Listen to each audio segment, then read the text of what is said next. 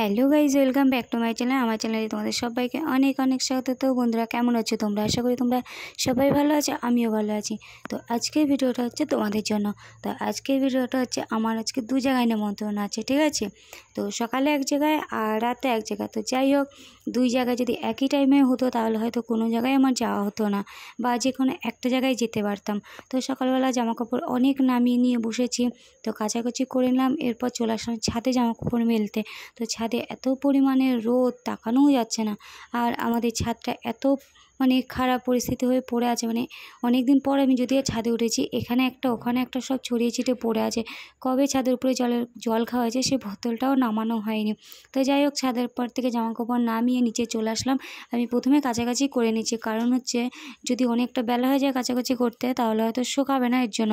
আর বেলা বলতে ভালোই বেলা হয়েছে, যদি মনে করি একটু ঘরের কাজ সারার পরে জামাকাপড় কাচবো তাহলে মনে করো প্রায় 1টা-1:30টা বেজে যায়। তাই আমি আগে কেচে নিয়েছিলাম, তারপরে চলে আসলাম ঘরে। তো ঘরের পরিস্থিতি কেমন ছড়ানো দেখেছো? তো দেখো কতগুলো ব্যাংকের বই। এদিকে একটা ব্যাংকের বই কিন্তু টাকা পাবে না, ঠিক আছে? তো এদিকে 101টা প্রায় ব্যাংকের বই আছে।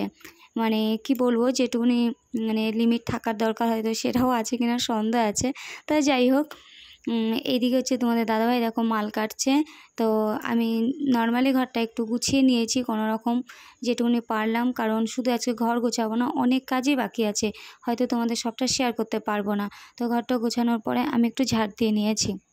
আর আজকে কাজের চাপটাও একটু অনেকটাই কম আছে, যার জন্য আমি বাড়ির কাজে লেগে পড়েছি। তো শুধু ঘর গুছানো পরিষ্কার করা না, অন্যান্য কাজও আমি আজকে সেরে নেব।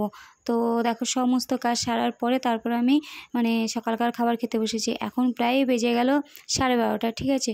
তো তেমন কিছু হয়নি, সেদ্ধ ভাতই করেছি।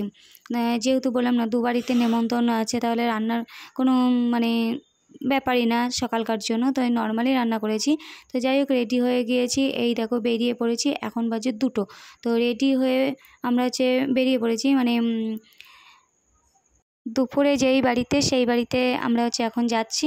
তো দেখো আমরা চলে এসেছি। এদিকে রাস্তায় বাস দিয়ে ঘেরা আছে, কারণ এই রাস্তাটার উপরে প্রচণ্ড গাড়ি ঘোড়া চলাচল করে। কিন্তু এখানে রাস্তার উপরে যেহেতু খাওয়ানো হচ্ছে, তাহলে তো এখান থেকে আর গাড়ি যাতায়াত করতে পারবে না, তার জন্য এটা দিয়ে রেখেছে। কারণ যদি না দিয়ে রাখে তো হয়তো ঢুকে যাবে গাড়ি, এরকম একটা বিষয়। তো যাই হোক, প্রচুর ভিড় এখানে। আর এখানে রান্নাবান্না করা হচ্ছে। তো আমি তো টেবিলের সামনেই দাঁড়িয়েছিলাম, তবে যেখানে দাঁড়িয়েছিলাম সেখানে আমাদের বাড়ির লোকেরাই খাওয়া দাওয়া করছিলো, তাই ওই টেবিলের সামনেই দাঁড়িয়েছিলাম। তো অবশেষে আমরাও জায়গা পেয়ে গেলাম। তো দেখো প্রথমে দিল ভাত, কচুর শাক, আর এটা হচ্ছে কি বলবো, বেগুনই না, এটা বেগুন দিয়ে করেনি, কুমড়ো দিয়ে। তাই আমি জানি না এটা কি করব, কি বলবো। তোমাদের যদি জানা থাকে অবশ্যই আমাকে কমেন্ট করে বলো। তো এই দেখো নিরামিষ তরকারি, পনির তরকারি, চাটনি, পায়েস, পাঁপড় সবই দিয়েছে। কিন্তু আমি ঠিকঠাক কি বলবো, তাড়াতাড়ি করে খেতে পারছি না। এখানে এত পরিমাণে মশা, সমানে মশা তাড়াতে হচ্ছে আর খেতে হচ্ছে। তো দেখো প্রায় লোকের খাওয়া প্রায় শেষের দিকেই হয়ে যাচ্ছে, কিন্তু আমি এখনও শেষ করতে পারলাম না, এত মশা কামড়াচ্ছিল।